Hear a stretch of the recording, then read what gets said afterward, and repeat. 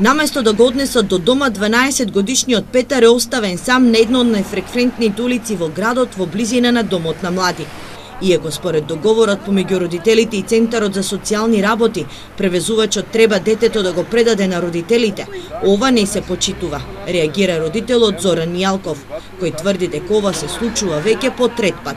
Такси компанијата која го има добиено тендерот за превоз на децата од Центарот за аутизам, ниту пак вработените во Центарот не си ги исполнуваат своите обврски, револтирано објаснува Мијалков.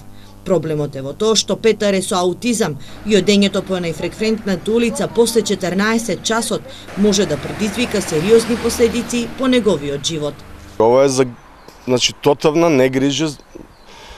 Трет пат моето дете му се загрози животот.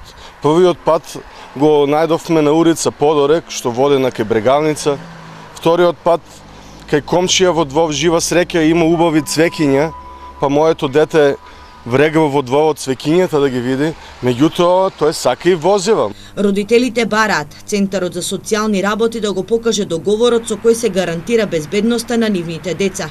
За неодговорноста кон децата, то надлежните Мијалкови реагирале и предходните два пати, од каде што добиле одговор дека грешката која би можела да значи и детски живот повеќе нема да се повтори.